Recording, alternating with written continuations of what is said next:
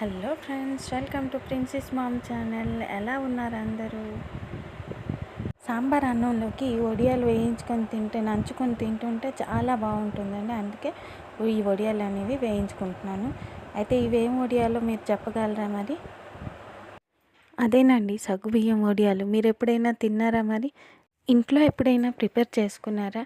ఇంట్లో అయితే చాలా ఈజీగా ప్రిపేర్ చేసుకోవచ్చండి. నాకైతే మా అమ్మ చాలా ఈజీగా సింపుల్గా ఎలా చేసుకోవాలో నేర్పించిందండి. మా అమ్మ చెప్పినట్లే నేను చేస్తుంటాను ఎప్పుడు. ఈ వడియాలు చాలా ఈజీగా అయిపోతాయి అండ్ చాలా టేస్ట్గా కూడా ఉంటాయండి. ఒకసారి మీరు కూడా ట్రై చేసి చూడండి.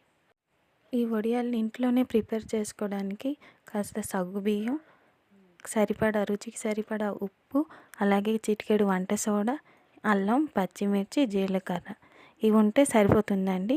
చాలా ఈజీ మెథడ్లో అయితే ఈ వడియాలు మనం చేసుకోవచ్చు. ఇంకా లేట్ ఎందుకండి, ప్రాసెస్లోకి వెళ్ళిపోదాం పదండి. ముందైతే స్టవ్ ఆన్ చేసి నీళ్ళని కాసేపు మరిగించుకుంటున్నాను. 1 కప్పు సగ్గుబియ్యానికి 2.5 కప్పు నీళ్ళు అనేవి మనం మెజర్మెంట్ తీసుకుంటున్నామండి. ఇప్పుడు ఇందులో నీళ్ళు వేసి వేడి చేసుకుంటున్నాను. నీళ్లు బాగా మరిగాక అందులో ముందుగానే దంచి పెట్టుకున్న అల్లం, పచ్చిమిర్చి, ఇంకా జీలకర్ర పేస్ట్ అనేది ఇక్కడ మనం యాడ్ చేసుకోవాలండి.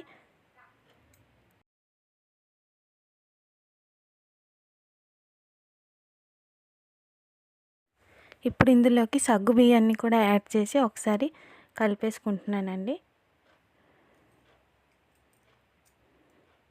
ఒక్కసారి గరిటతో కలిపేసుకోవాలి, లేదా అడుగంటిపోతుందండి. సగ్గు బియ్యాన్ని వేసిన తర్వాత ఇప్పుడు ఇందులోకి సరిపడా ఉప్పును కూడా మనం యాడ్ చేసుకుంటున్నామండి. 1 స్పూన్ వేసుకుంటే సరిపోతుంది. 1 స్పూన్ సాల్ట్ అనేది దీనికి సరిగ్గా సరిపోతుందండి. మధ్యలో కలుపుకుంటూ ఒక పావు గంట ఉడకబెట్టుకుంటే సరిపోతుందండి. మనకి రెడీ అయిపోతుంది. ఇప్పుడైతే ఇది రెడీ అయిపోయిందండి. ఒకసారి గరిటతో కలుపుకొని చూసుకుందాం. ఈ కన్సిస్టెన్సీలో ఉన్నప్పుడు మనం స్టవ్ ఆఫ్ చేసేయాలి. ఆఫ్ చేసి ఒక పావు గంట సేపు పక్కన పెట్టేయాలి.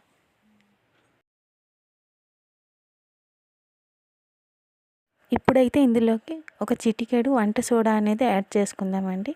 దానివల్ల వడియాలు మనకి మరి కాస్త గుల్లగా వస్తాయి, కాస్త క్రిస్పీగా కూడా వస్తాయండి.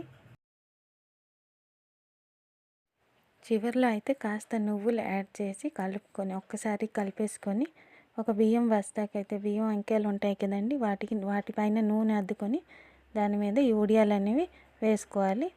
సో అలా వేసుకుంటే ఈజీగా వడియాలు ఎండిన తర్వాత మనకి ఈజీగా వచ్చేస్తాయండి. 2 డేస్ అయితే ఖచ్చితంగా ఈ వడియాలు అనేవి ఎండలో ఆరబెట్టుకోవాలండి. ఆరబెట్టుకున్న తర్వాత చూడండి, ఇలా అయితే వడియాలు వస్తాయి మనకి. ఇప్పుడు నూనెలో వేయించుకుందాం. చూడండి ఎంత చక్కగా వేగిపోతున్నాయో.